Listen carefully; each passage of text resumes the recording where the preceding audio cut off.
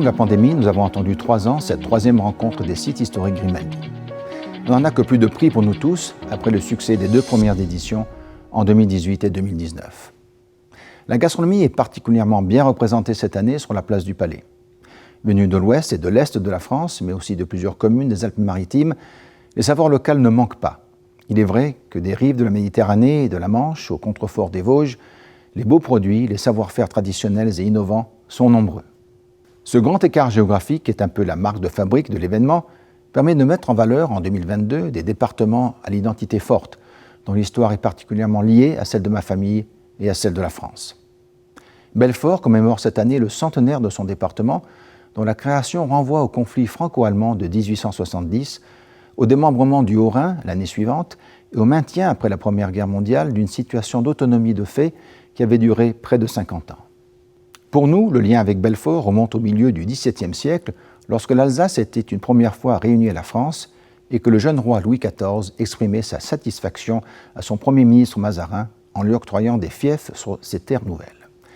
L'héritage passe au prince de Monaco à la suite du mariage en 1777 de Louise d'Aumont-Mazarin avec le futur prince Honoré IV. Au-delà de la mémoire des combats de la libération de 1944, la Manche évoque pour nous l'alliance de ma lointaine aïeule Louise Hippolyte avec Jacques IV de Matignon en 1715. Le château de Torigny est ainsi, durant tout le XVIIIe siècle, la résidence campagnarde de mes ancêtres. La présence d'une délégation du haras national de Saint-Lô lors de cette 3e rencontre rappelle le goût du prince Honoré III pour le cheval et ses efforts pour améliorer la race normande dans son haras de Torigny. Je n'oublie pas la participation active pour la Manche de Amby, de Granville et de Chauzet et de Cherbourg, mais aussi de Moyon et de Percy, tant les fiefs des Matignon étaient nombreux dans ce département. En ce qui concerne les Alpes-Maritimes, la Turbie et Peille sont un peu les berceaux de la principauté. Monaco dépendait de ces communautés jusqu'au XIIe siècle, lorsque les hommes étaient réfugiés sur les hauteurs. Plus tard, à l'époque moderne, pour résoudre un conflit frontalier pluriséculaire, la Turbie sera éphémèrement placée sous l'administration des Grimaldi. Quant à Cagnes et Antibes, une branche des Grimaldi s'y installe et y demeure du XIVe siècle au XVIIe et XVIIIe siècle. Ce rameau entretient régulièrement des liens avec ses cousins monégasques. Les châteaux Grimaldi de ces 2 villes gardent encore mémoire de ces périodes, comme d'ailleurs Puget-Théniers, qui est inféodé à cette branche au début du XVIIIe siècle. J'ai voulu que ces 2 journées de rencontre des sites historiques sur la place du Palais soient comme un voyage dans le temps et dans l'espace. On peut ainsi aimer flâner d'une région à l'autre, goûter des spécialités culinaires, se renseigner sur les pôles d'attraction touristique des territoires invités, se rapprocher de la scène et assister à un spectacle de musique traditionnelle, et bien sûr revenir le soir pour la grande leçon d'histoire que met en scène le son et lumière. Projetée sur la place du Palais, cette création à la fois esthétique et didactique doit permettre aux yeux des petits et des grands de s'écarquiller. Longue vie aux rencontres, devenues un incontournable rendez-vous des racines partagées et de l'amitié renouvelée.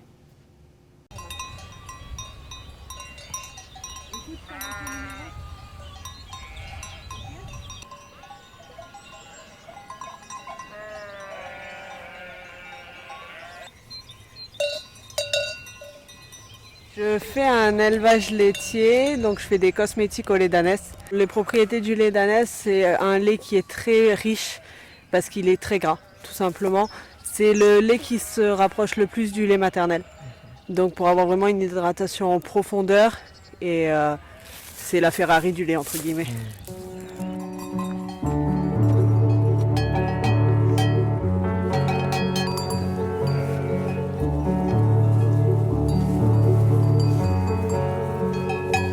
Marie et Marguerite. Nous, on n'a que des vieux prénoms. On a combien? 21. Tous les matins, c'est câlin. Et c'est ça, en fait, au final, là, je suis en train de travailler, quoi. Et c'est ça qui est cool.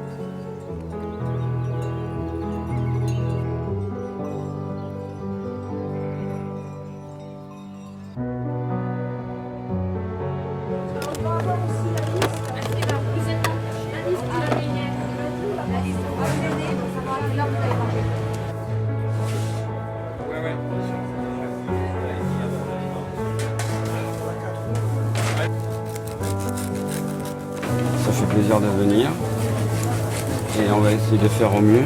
Pourquoi ça fait plaisir? Pourquoi ça fait plaisir de travailler comme ça? Je sais pas si vous voyez là, on est à 2 pas de la mer.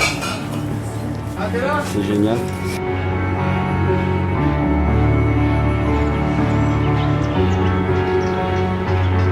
Et ça c'est quoi? Fleurs de courgettes farcies à la ratatouille. Et bagnettes aussi, bagnettes d'Antibes, très important.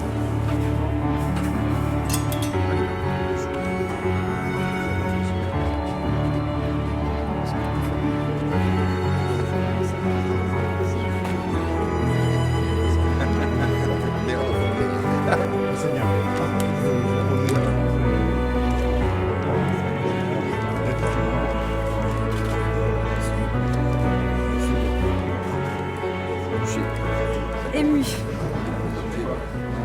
C'est un privilège d'être ici et de pouvoir présenter ma marque. Ouais.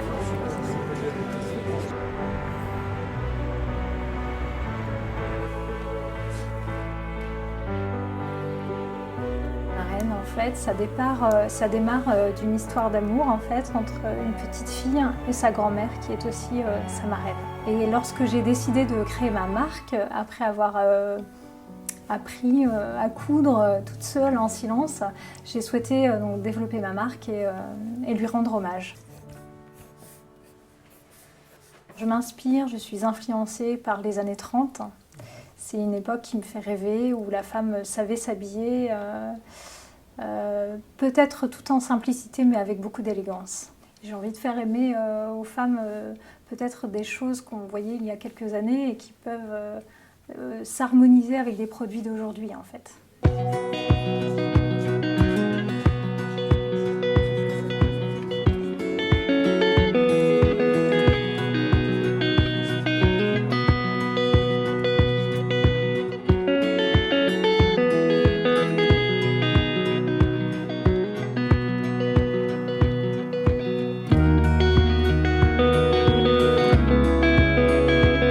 C'est le blason des fiefs.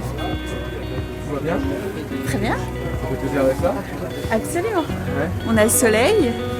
La Normandie est venue à Monaco.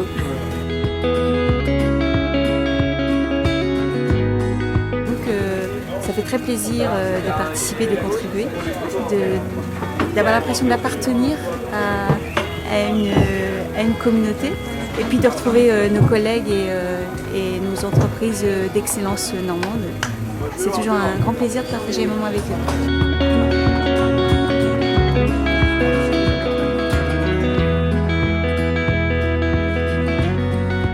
Après 2 années d'absence, la rencontre des sites historiques Grimaldi de Monaco est enfin de retour sur la place du Palais pour notre plus grand plaisir. Comme tout ce qui était attendu avec impatience, cette 3e édition n'en a que plus de valeur. Mais elle a également du prix à mes yeux et dans mon cœur, car elle accueille des territoires qui sont étroitement liés à ma famille et qui sont restés attachés à leur histoire partagée avec la principauté et que j'ai aimé visiter parfois à plusieurs reprises depuis quelques années. Président du département de la Manche, M. Jean Morin. Monsieur le vice-président du conseil départemental des Alpes-Maritimes, M. Patrick Césari.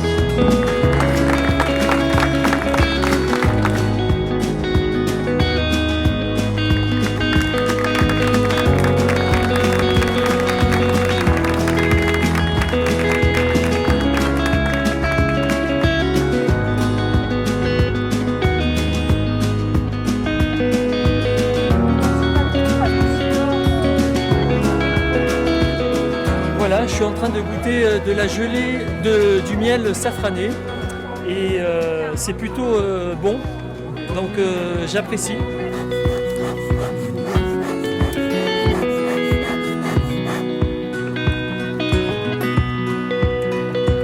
Alors, je cultive le safran et j'ai des abeilles aussi, donc je fais du miel. C'est beaucoup, faut beaucoup s'occuper des abeilles, il faut les surveiller et après la grosse partie c'est la récolte.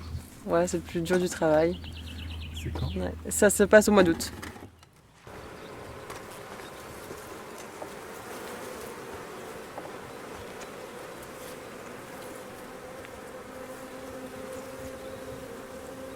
Donc là on peut voir tout ce qui est les points jaunes, c'est du pollen.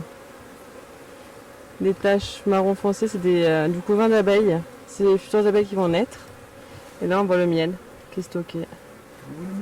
Là. Je fais uniquement du miel toute fleur, donc elle butine principalement de l'acacia, du thym, de la lavande, du châtaignier, des aubépines, de la sarriette, et après toute fleur mélangée de la montagne.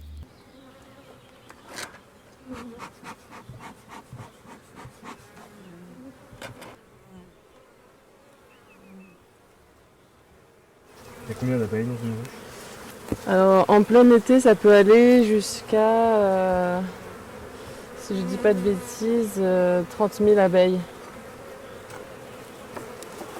Chaque abeille a un rôle bien défini dans la ruche et ça évolue en fonction de l'âge de l'abeille. Elle est là, la reine. Attends, j'arrive. Ouais. Ça, c'est la reine. Voilà, ici c'est la reine. On fait quoi de ces journées? Elle pond des œufs. Elle sort une seule fois dans sa vie de la ruche et pour aller se faire féconder. Et une fois qu'elle est fécondée, elle rentre à la ruche et elle ne sort plus. Une reine, elle vit 3-4 ans. Contrairement aux abeilles qui vivent 1 mois. Elle peut pondre jusqu'à 1000 œufs par jour.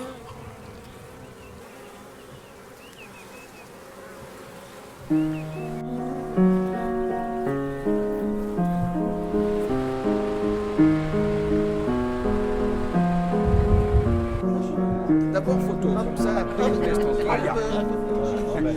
C'est gentil.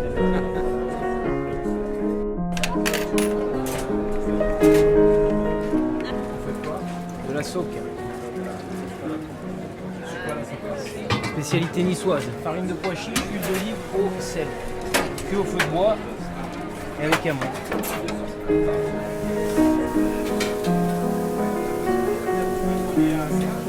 La sauque, c'est ce que nos aînés mangeaient, les pêcheurs, avant de partir en mer.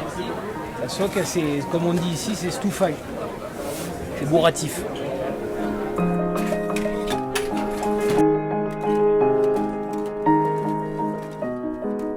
Voilà, écoutez, c'est pas trop mal. On se languit d'attendre le prince, Sa Majesté. On est un petit peu stressé parce que bon, c'est quand même un honneur.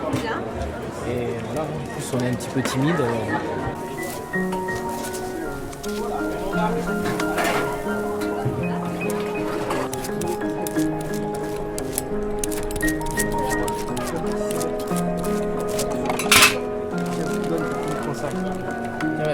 Bien tes manteaux, c'est pas trop chaud? Ça va?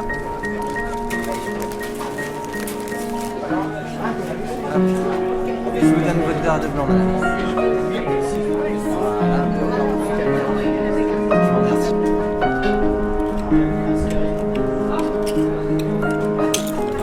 Elles sont médaillées d'or au Salon de l'Agriculture 2022. Une huître charnue, avec un petit goût sucré. Première fois à Monaco, oui. Bah, c'est magnifique, on prend plein les yeux, c'est extra. Voilà, on est ravis. On fait ce métier-là par passion, c'est beaucoup de travail, et de voir que les gens apprécient ce qu'on fait, ça fait plaisir.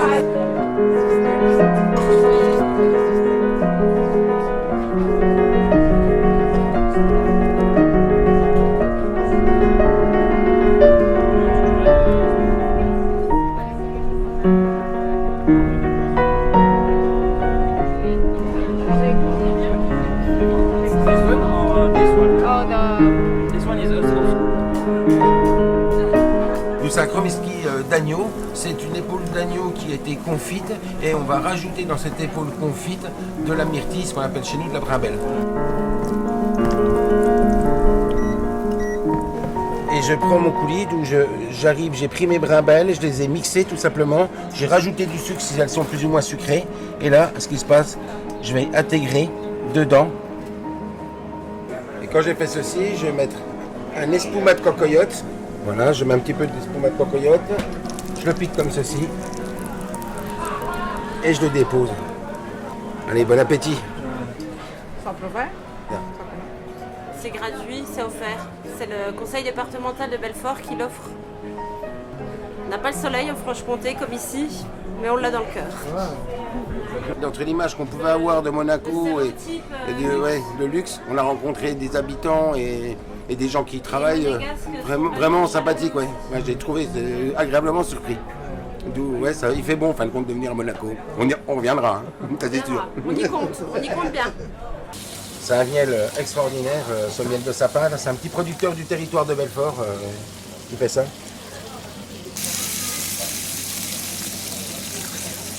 Et là, je mets un peu de sel de bourgeon de sapin dessus. Et ça, c'est fabriqué avec du bourgeon de sapin. On récupère ces petits bourgeons de sapin, là, dans le territoire de Belfort, dans les contreforts du ballon d'Alsace. Vous découdrez ça sur une assiette? Allez. Petite saucisse de Montbéliard. Oh là là, mais quel plaisir. Ben, je vais prendre. Je peux? Bah oui. Allez. Allez, merci. Un peu comme à la maison, Prenez dans une la petite casserole. serviette, hein, ça colle un petit peu. C'est un peu chaud, hein, ce soir. C'est délicieux, ça. Ah oui. Ravi de vous rencontrer. Voilà.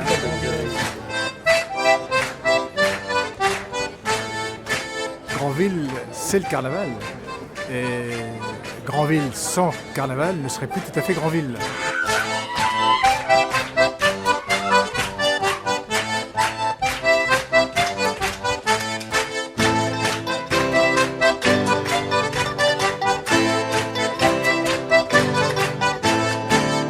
C'est à peu près 100 000 personnes, plus de 40 chars. C'est une fête extrêmement populaire qui est très ancienne puisqu'elle est liée à l'histoire des bateaux qui partaient à la pêche à la morue. Et avant qu'ils partent, les Grandvillais fêtaient le carnaval.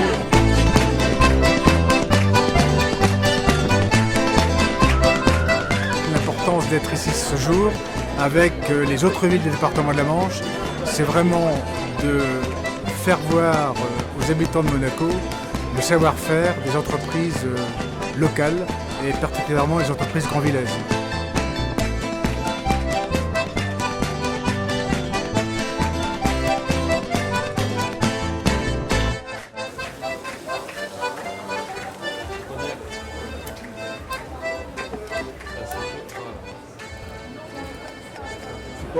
C'est cognac, les têtes de homard. On fait un beurre de homard. Et après, on va réaliser le sabayon. Voilà.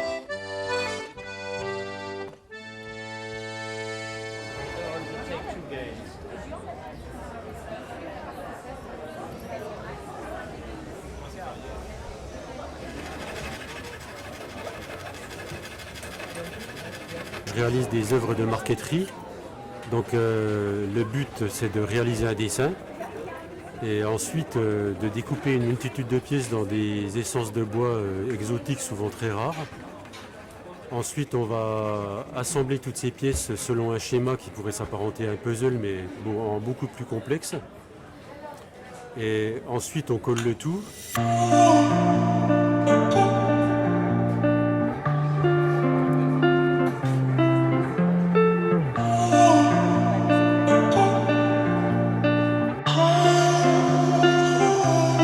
Là, il y a 1200 pièces. 1200 pièces, une vingtaine d'essences de bois. Là, on est sur presque 6 mois de travail. C'est le Cavallino. C'est le Cavallino, oui. Sur le Riva, il y a 1000 pièces. Il y a 1000 pièces et 15 essences de bois précieux. On connaît tous le Riva, l'histoire du Riva, donc ces fameux bateaux en acajou. Donc moi, j'ai reproduit le Riva dans les mêmes matériaux que l'original.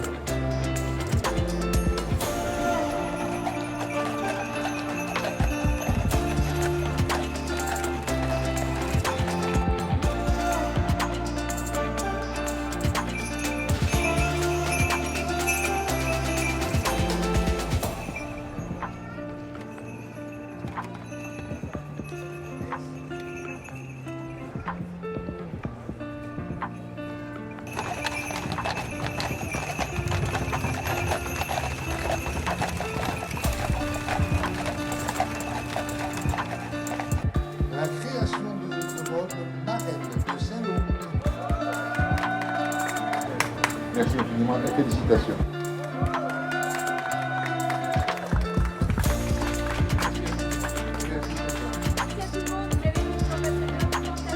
Félicitations.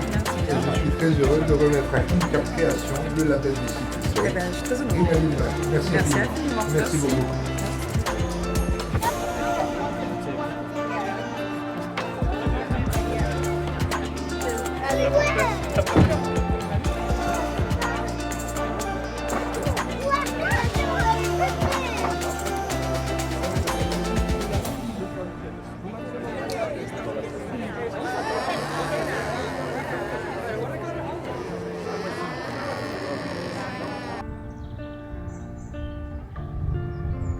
Alors c'est un petit peu surprenant parce que quand vous rentrez, vous êtes directement en contact des animaux. Mais vous inquiétez pas, ce sont des herbivores. Et ils viennent juste vous sentir, éventuellement vous lécher la main. Alors là, on est à la Baleine, dans ma chèvrerie, où on élève avec Cécile un troupeau de chèvres angora et d'alpagas. Et on récupère leur toison. Donc on va les tondre, ensuite on va trier la laine, on va la laver, on va l'expédier pour qu'elle soit cardée, puis filée et teintée. Et Cécile tisse, tricote des écharpes, des étoles, des plaids, des couvertures, enfin tout ce qui se fait habituellement en laine de mouton. Nous on le réalise en mohair, donc en poil de chèvre angora et en alpaga, le poil de l'alpaga. Les articles qu'on fait en mohair, ils ont tendance à être plus fins qu'avec de la laine et ils sont 2 fois plus chauds. C'est-à-dire que la capacité thermique d'un bon mohair, il est 2 fois supérieur à celui d'une laine de mouton.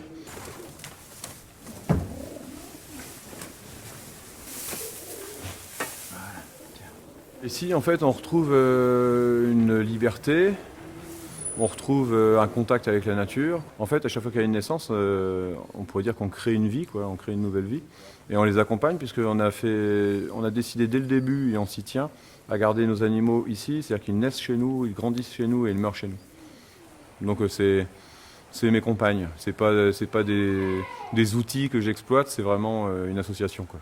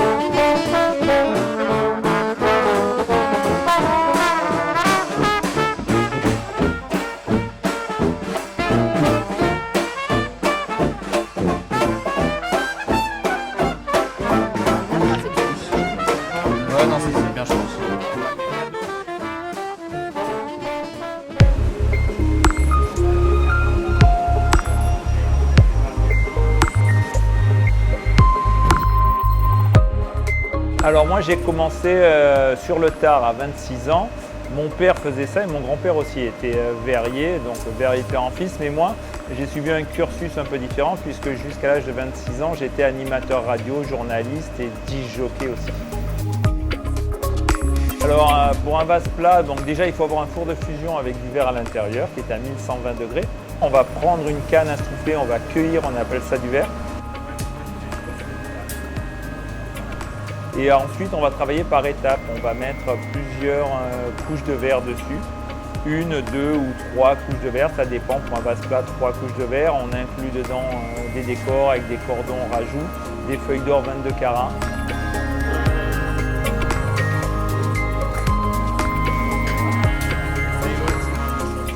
Le moule, c'est notre main. Et donc notre main est juste simplement protégée par quelques feuilles de papier journal. Et on est en contact directement avec la matière à 1120 degrés. On ne se brûle pas parce que le journal est mouillé, mais ça nous permet de bien ressentir la matière.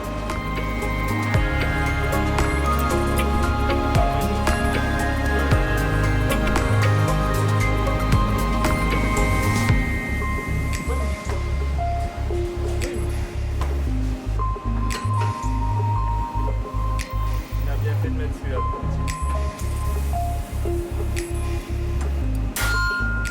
Il y a toujours une surprise, c'est vrai que le matin, c'est toujours un émerveillement lorsqu'on va ouvrir notre four pour voir la production de la veille. Il y a toujours un petit côté magique. Hop là. Et voilà.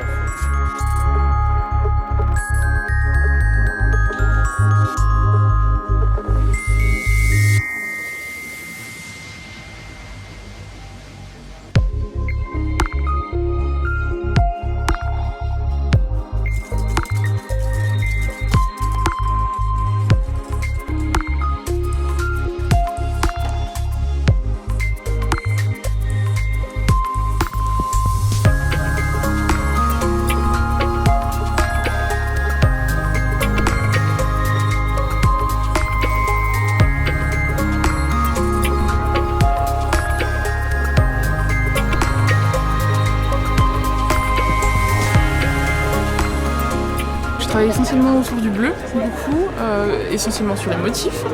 Donc j'ai des formes très simples, très épurées pour mettre en valeur le motif. Alors principalement à la ligne bleue des Vosges, donc qui est dans le territoire de Belfort, entre l'Alsace, les Vosges et le territoire. Et c'est un travail de couleurs sur le bleu, du coup autour des montagnes, des lumières changeantes qu'on peut avoir.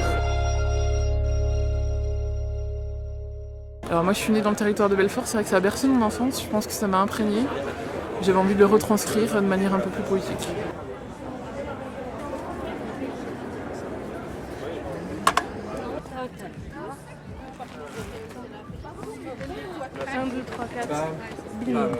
Le hip-hop, c'est un art de vivre, c'est une passion qu'on partage tous. Il y a des gens, ils ont 13 ans, il y en a d'autres, ils en ont 36. Notre passion de la partager avec autant de monde dans ce cadre-là, c'est fou. C'est une chance, on n'en aurait jamais rêvé, et puis voilà, on est là, Monaco.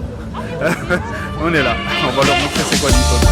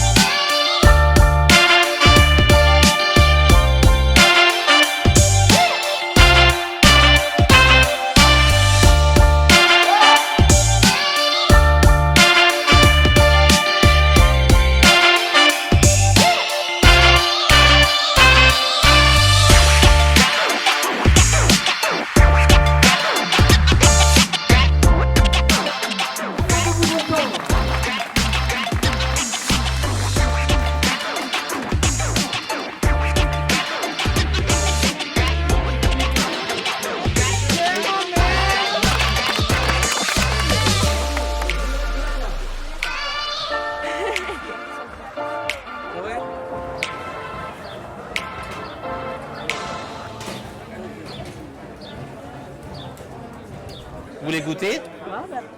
On a fait l'aioli que j'ai fait avec l'huile du moulin de mes parents. Il faut le goûter. Ça bouquine. Oh non, on va écrire, voilà. Je vois bien que vous aimez bien celui-là. C'est le bleu qui me... Ouais. Il n'y a pas bleu électrique. Et ben c'est avec le bleu Porsche. Avec un beau rose. Comme les demoiselles de Rochefort. Voilà. J'avais 5 ans que j'ai vu ces films avec ma mère. Ça se passe très bien. On est très contents d'être là, à Monaco, de représenter notre région, de promouvoir nos produits, le travail de nos couturières.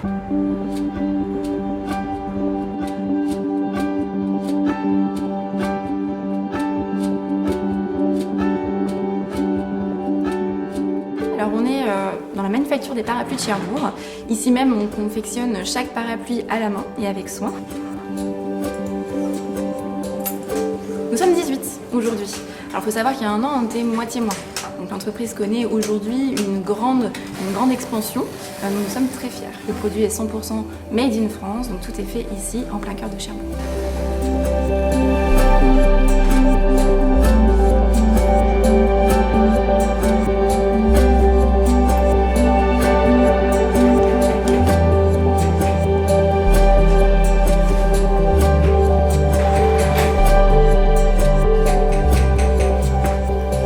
Vraiment, nos clients sont divers et variés, étrangers également. On vend aussi à des professionnels, donc des grandes maisons de luxe, que ce soit dans le champagne, dans la joaillerie, la mode également. En général, les personnes de la région connaissent très bien nos produits et en sont d'ailleurs très fiers. Quand on dit qu'on vient de Normandie, plus particulièrement de Cherbourg, tout de suite on nous parle des parapluies. D'ailleurs, on est très nombreux ici à le tenir dans nos mains quand il pleut et ce n'est pas rare malheureusement. Donc effectivement, quand on se croise sur le même trottoir et qu'on voit que la personne en face de nous a aussi un véritable Cherbourg, un parapluie de Cherbourg, c'est tout de suite la petite connexion qui se crée entre les deux personnes. Voilà, je vous remercie. Et ben avec grand plaisir. À bientôt. Merci. Merci, au revoir.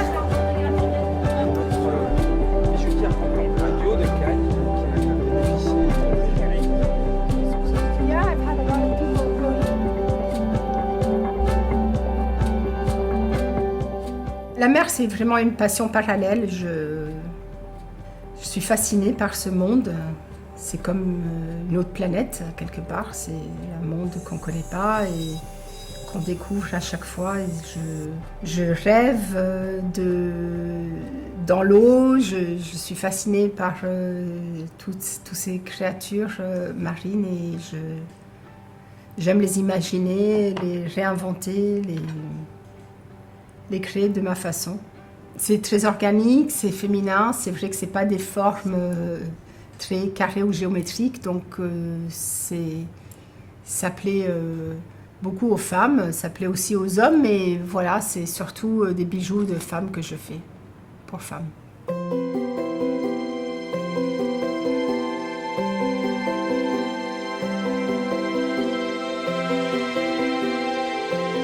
Les gens sont émus, ils me le font savoir et ça me motive pour continuer et essayer toujours d'apporter ce plaisir, parce que c'est quand même c'est qu'un plaisir, quoi, le bijou.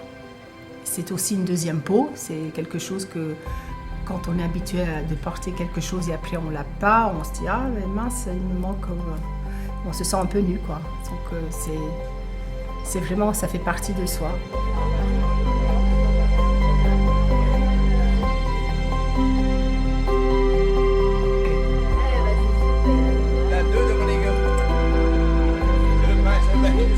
C'est très bien que le prince ait cette idée de montrer un petit peu les différents territoires qu'il visite, de montrer aux Monégasques nos savoir-faire.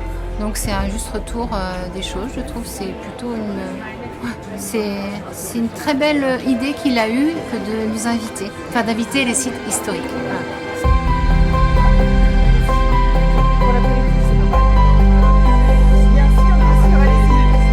On a l'impression d'être dans un rêve. C'est que quand on va rentrer, ça va être compliqué de se dire on a été là. Donc on a pris plein de vidéos, de films, de photos et on se dit mais on est là, quoi. Il nous a invités. On est dans un cadre magnifique, génial. Et non, vraiment c'est extraordinaire. Et si l'année prochaine il a besoin de nous, on vient. Je pense que tous là, les exposants, on est vraiment ravis de son accueil et les Monégasques sont cool, quoi. Non, c'est vrai, hein. C'est pas l'image qu'on en a, en fait. Mais non. Et ils sont gentils, ils sont confiants, quoi. Allez-y, hein. Merci. Les gens vont finir.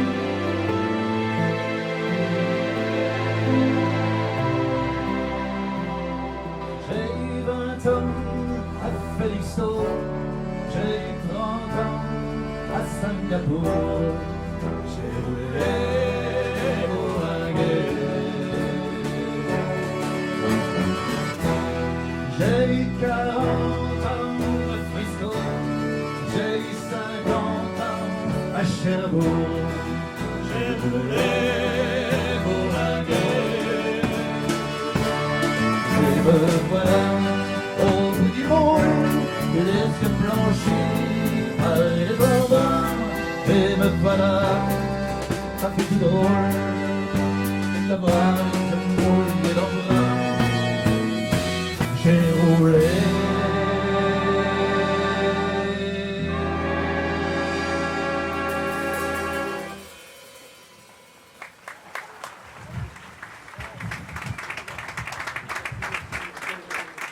Quand les bars ferment que les marins rejoignent leur bord. Moi je rêve encore jusqu'au matin, debout sur le port. Emmenez-moi au bout de la terre, emmenez-moi au pays des merveilles. Il me semble que la misère serait moins pénible au soleil.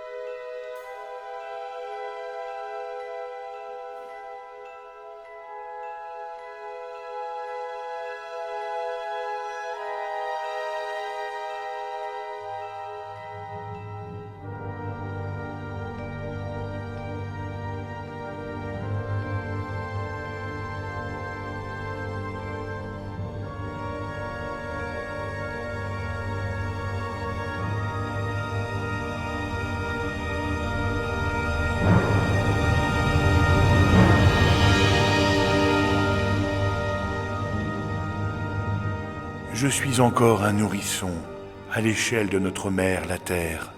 Mais pour vous qui l'habitez, je suis aussi un très grand vieillard. Je suis né dans les fonds d'une mer disparue, et il m'a fallu encore beaucoup de temps pour me dresser et pour apparaître tel que vous me voyez aujourd'hui. Et depuis tout ce temps, je regarde chaque nuit s'allumer les étoiles. Depuis presque tout ce temps, car en fait les choses ont commencé à changer il y a peu pour moi, pour s'accélérer ensuite, avec l'arrivée puis la multiplication des hommes, depuis les grottes innombrables jusqu'au port, au château, à la ville.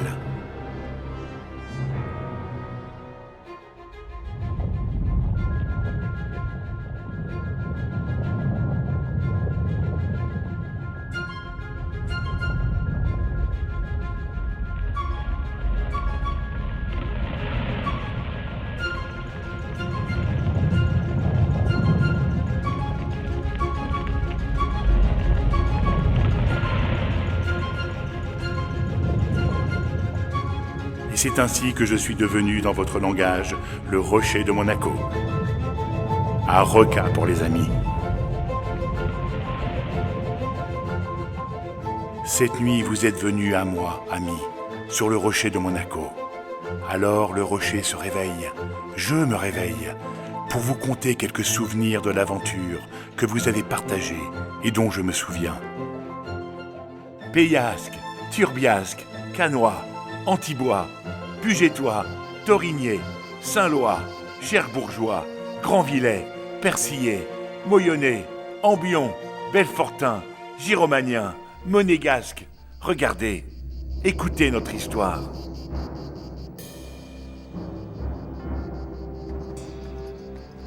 Je me souviens qu'en cette fin du XIIe siècle, la vie était bien rude pour les habitants des arrière-pays ligures et niçois.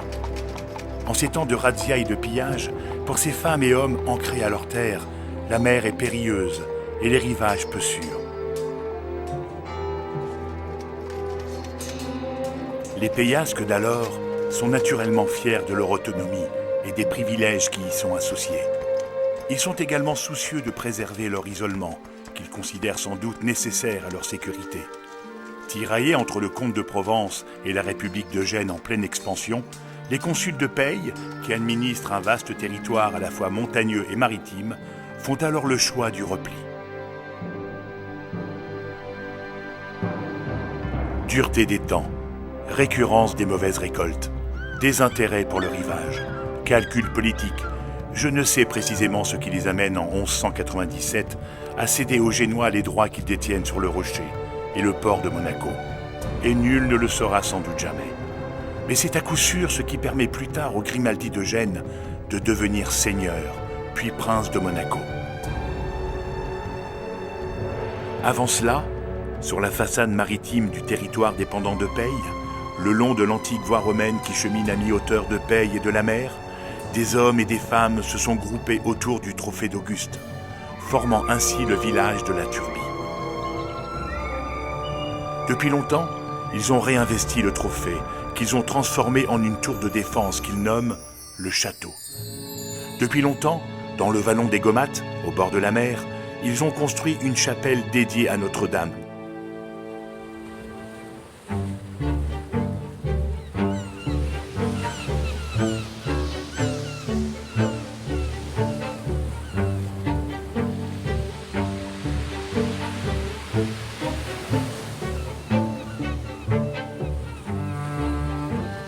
En cette fin du XIIe siècle, Gênes veut sécuriser sa frontière avec la Provence. L'abandon du rocher et du port, seul susceptible d'intéresser la République maritime qu'est Gênes, va être lourde de conséquences pour les Turbiasques.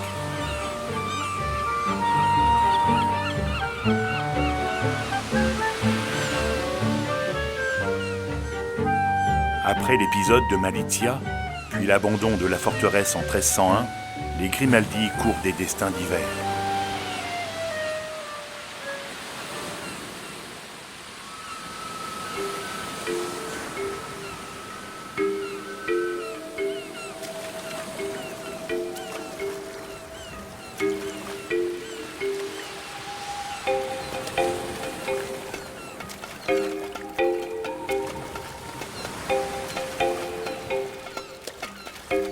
Assumant leur fidélité au parti guelfe, celui des partisans du pape, adversaire de l'empereur, Régnier Grimaldi, premier du nom, se met au service du roi de Sicile, Charles II d'Anjou, comte de Provence, puis du roi de France, et devient amiral de France.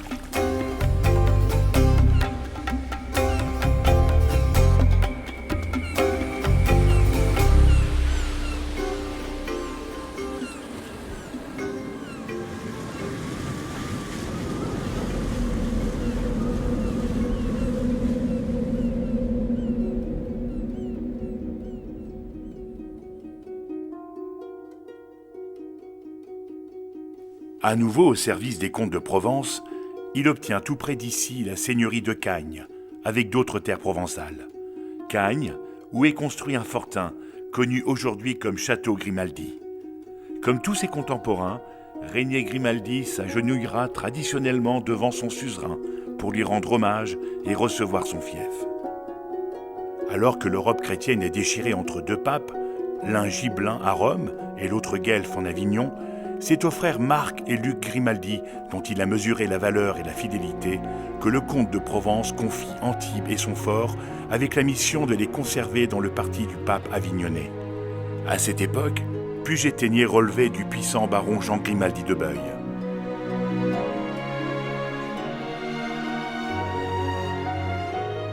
En 1704, le titre de comte de Puget sera octroyé à un rameau collatéral par le duc de Savoie.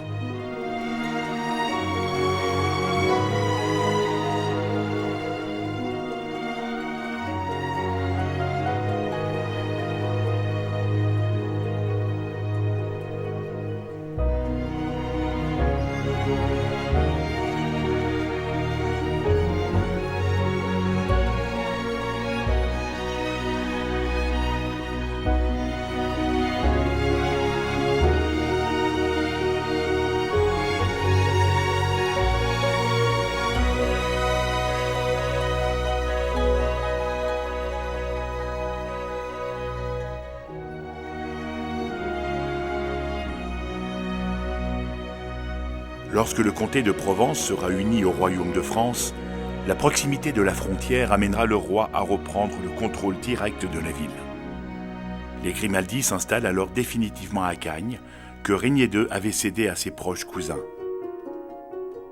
En 1465, les deux rameaux se rapprocheront à l'occasion du mariage de l'arrière-petite-fille de Régnier II, Claudine, dame de Monaco, avec son cousin Lambert Grimaldi de Cagnes, assurant par le fait la continuité dynastique des Grimaldi de Monaco.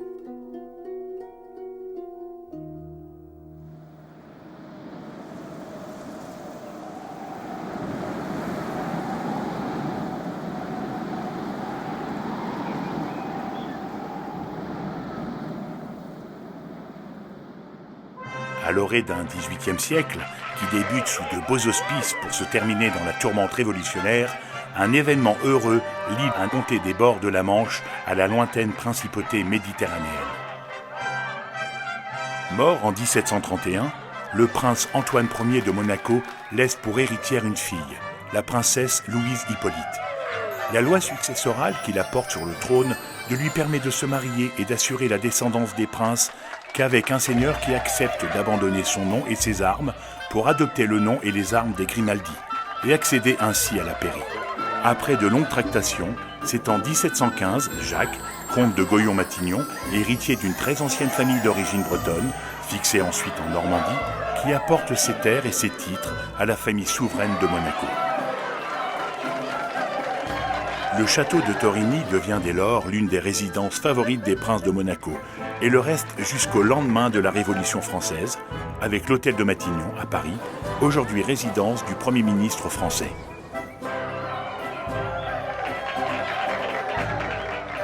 C'est par cette même union que la baronnie de Saint-Lô, celle d'Amby et de Moyon, le gouvernement de Chauzet, Cherbourg et Granville rejoignent le patrimoine des princes, ainsi que Percy, qui appartenait à la baronnie de la Roche-Tesson, octroyée au Matignon en 1524 et incorporée au comté de Torigny en 1644.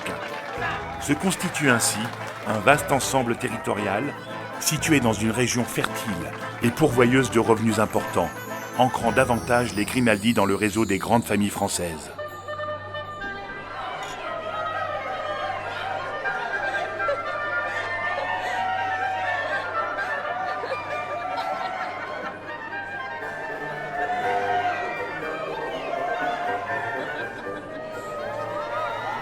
Ces derniers sites, dont je relève ce soir la mémoire, nous amènent à la fin du XVIIIe siècle.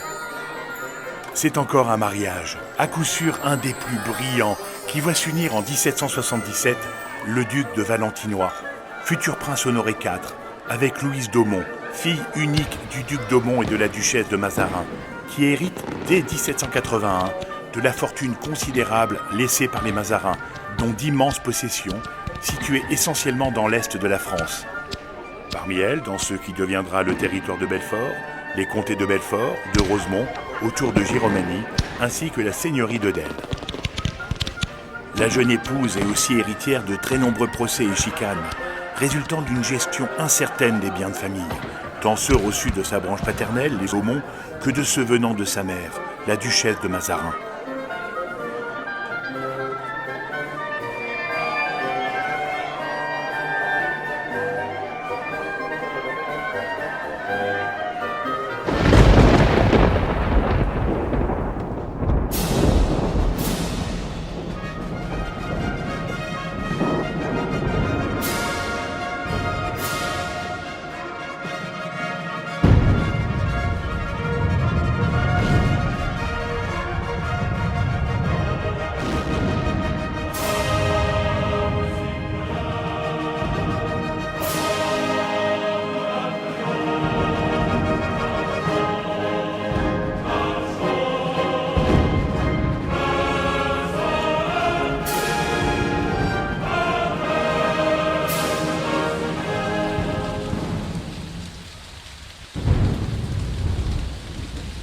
La nuit du 4 août, dite de l'abolition des privilèges, dépossède les Grimaldi de la totalité de leurs titres et possessions en France.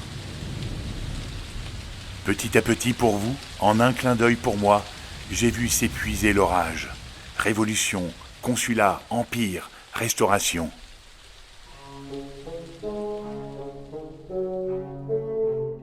Le Congrès de Vienne se réunit pour remettre l'Europe dans son ordre ancien. Mais ce n'est qu'en 1814 que le traité de Paris replace les Grimaldi sur le trône monégasque.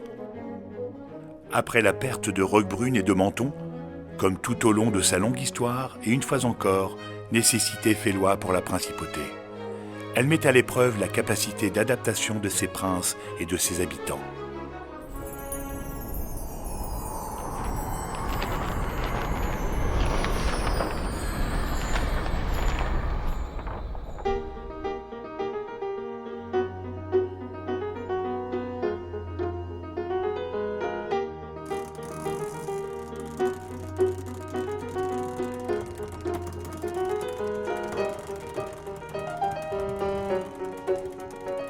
La réponse arrive.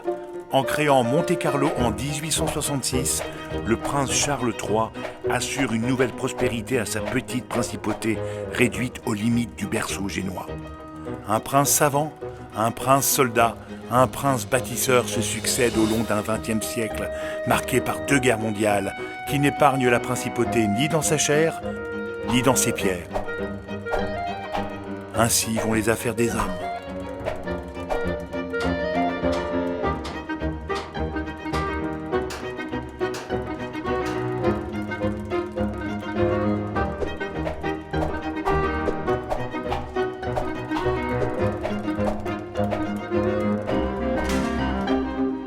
Pour moi, rocher de Monaco, immobile mais voguant sur la mer du temps, le XXIe siècle a commencé avec l'avènement du prince Albert II.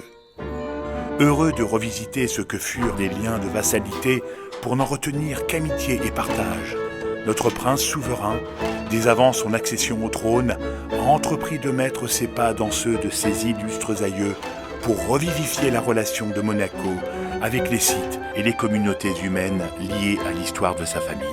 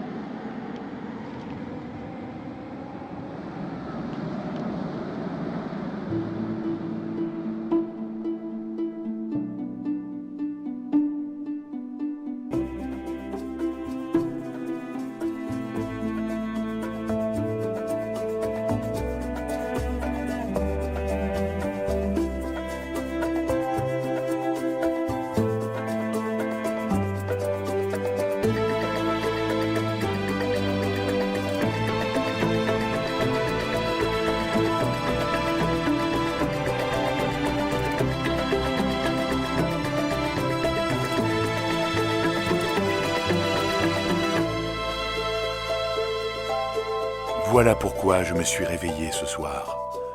Voilà pourquoi je vous ai raconté quelques-uns de mes souvenirs, quelques pans de votre longue histoire. Voilà pourquoi, une fois encore, je vois, riche de son passé, prenant courage dans le souvenir des épreuves surmontées, confiant dans ses capacités d'adaptation et d'innovation, laboratoire du futur, mon cher Monaco qui s'engage. En avant, calme et droit, Deo Giuvante.